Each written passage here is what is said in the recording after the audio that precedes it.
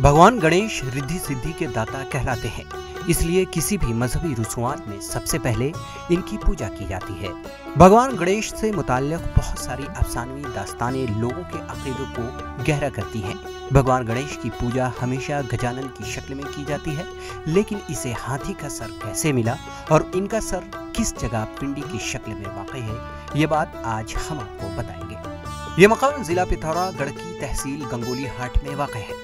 ख्याल किया जाता है कि गणेश का सर अब भी यहाँ मौजूद है और ब्रह्मकल से कुदरती बूंदें इस सर पर गिरती रहती हैं। ये तो ऐतिहासिक दृष्टि तो हमारे पास ऐसा पुरातात्विक साक्ष्य नहीं है, लेकिन जो किंवदंतियाँ हैं और उसका जो थोड़ा बहुत तालमेल जो बैठता है, अगर आप पाताल भुवनेश्वर में जाते हैं, वहाँ पर जो पूजा अर्चना की जाती है वो वास्तव में एक धड़ टाइप का वो पत्थर का बना हुआ जो है, क्योंकि पाताल भुवनेश्वर गुफा जो है वहाँ पर चूने का पानी छिड़कता है, जिस कारण से वहाँ पर अनेक रचनाएं हुई हैं। वहाँ पर ये किंवदंती है कि जब शिव जी ने पार्वती के द्वार पर उनको रोका गया गणेश के द्वारा, उसका सिर अलग कर दिया था। फिर हाथी का सिर ले आया गया पार्वती के अनुरोध पर, उनको गणेश बना दिया। लेकिन जो हाथी का धड़ जो है वो गिरा हुआ कहते हैं कि पाताल भुवनेश्वर में किंवदंती प्रचलित है। वहाँ पर लोग जाते हैं, उस धड़ नुमा पत्थर को देखते हैं, पूजा अर्चना करते हैं। पुराणों के मुताबिक पाताल भुवनेश्वर के अलावा कोई और जगह नहीं है जहाँ चारों धाम एक साथ नजर आते हैं। पाताल भुवनेश्वर गार से केदारनाथ, बद्रीनाथ और अमरनाथ भी नजर आते हैं। इस गार की तफसील स्कंद पुराण में भी मिलती है।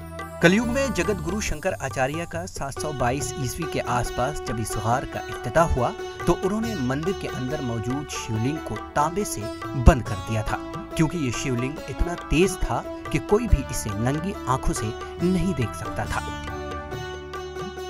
बहुत विदित स्थान है, यहाँ से कैलाश तक उसका लिंक है।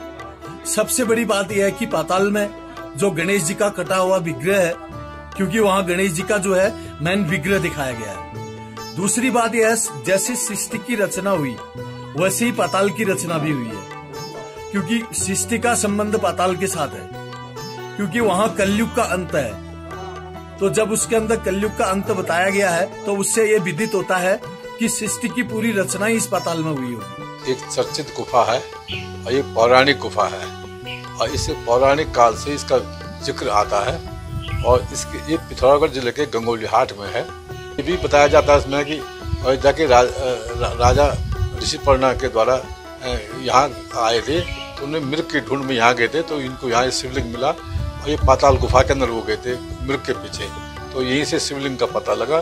बाद में शंकराचार्य ने भी यहाँ पर तांबे का शिवलिंग स्थापित किया और ये कोई सिद्ध जगह है। अभिलेख जो है 14वीं शताब्दी में भी मिले हैं, मुगल काल में उसके बाद एक अभिलेख लिखा हुआ है। और ये गुफा एक दर्शनीय स्थल है, एक रमणीक स्थल है और एक आश्चर्यजनक बात है। ये इस गार में 4 युगों की अलामत के तौर पर 4 पत्थर नस्ब हैं और गार में दाखिल होते ही भगवान नरसिम्हा के दर्शन भी होते हैं। जैसे जैसे कुछ नीचे जाते हैं, शेषांग नाग के फनों की तरह उभरती हुई साख पत्थरों पर नजर आती है।